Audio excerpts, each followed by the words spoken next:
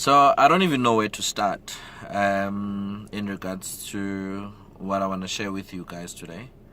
But obviously, running a construction and property development company, so we outsource a lot of work, and I try by all means that at least 80 to 90% of the work, let's distribute it amongst black-owned businesses.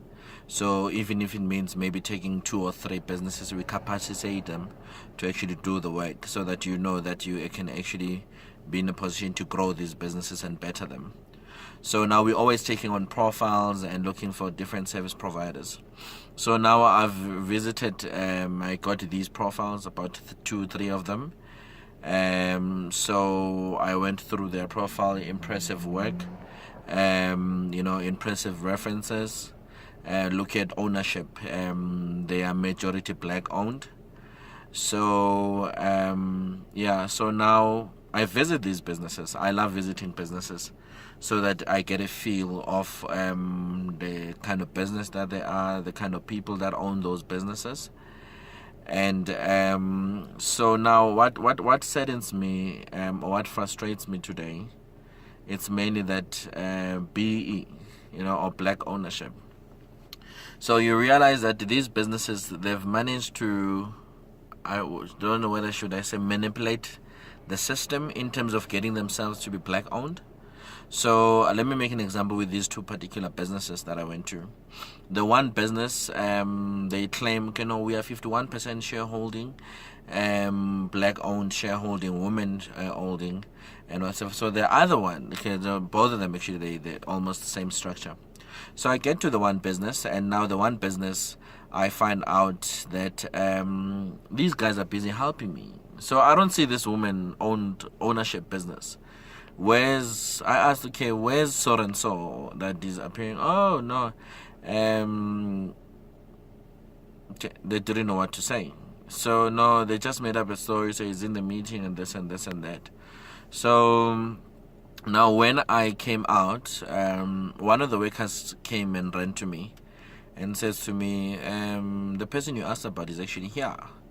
The person that you asked about is actually a cleaner in this business, So I'm like, oh, so then if ever this person is a cleaner, so it means now it's either they don't know that they own this company, or they own this company but they get a certain percentage, or they get a certain fee for them to actually be on paper. So it actually saddens me, and now get to the second business. So when I get to the second business, it's the same. They take me around, I see machines, we're talking languages, the project, I've got no doubt that these guys can deliver what I want. And I ask, guys, where's the BE partner? And so this one was honest enough to say, no, the person is not informed. So it's pointless for them to be in this meeting, because they don't know anything about the kind of construction work you want. They don't know anything about steel. They don't know anything about... So I'm like, so if ever they don't know anything, then why are they part of the shareholding structure? So for me, I actually walked out, because now I'm sitting. I need to be doing this massive project, that for actually want to roll out a couple of these different provinces, but now I wanna intentionally give or empower black businesses to do this. But now you find these creatively structured businesses. So you realize to say white companies they get good lawyers and good accountants to put up structures, to structure them to be BE perceived, or to be BE look-alike. For me, how's this different from fronting?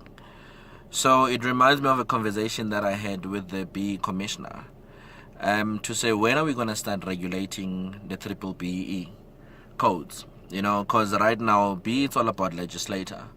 And right now, putting together that legislator is for they to genuinely transform the working society, to transform business society, to transform, the marketplace as its whole, so for the benefit of a black child, for the benefit of the historically disadvantaged. But now you find people are putting together structures, they're putting together trust, they're putting together all these entities for them.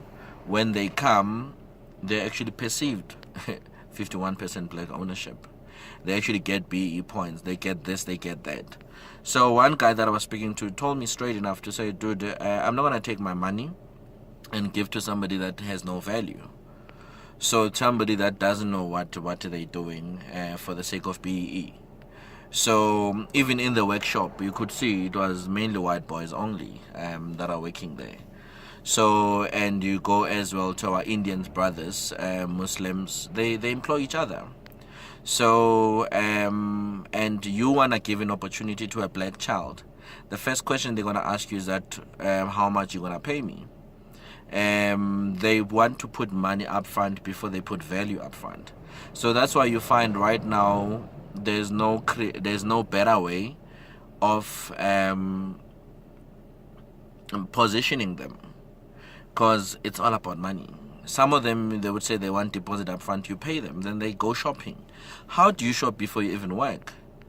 So for me, I must say, it's very frustrating. I mean, even now, I'm standing in the middle of the road to actually make this video. Yeah, because it's really sad.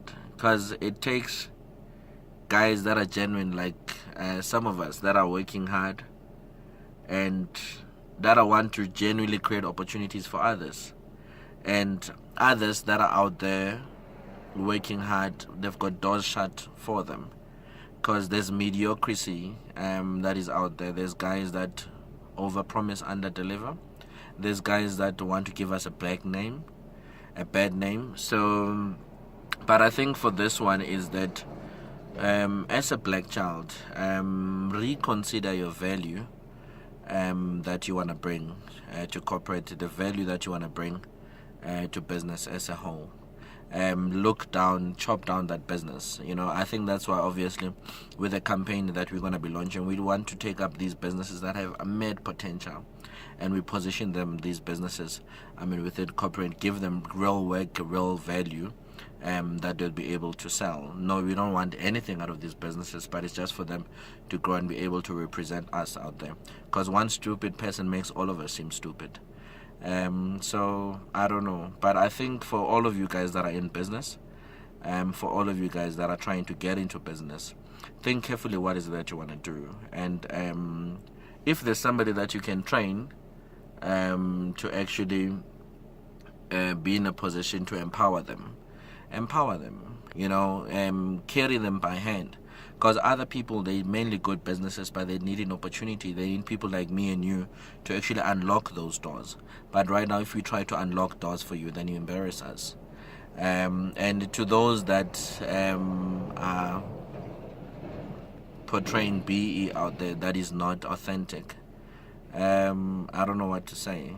You should be ashamed of yourselves, because clearly you don't know what the meaning of the meaning or the definition of transformation is.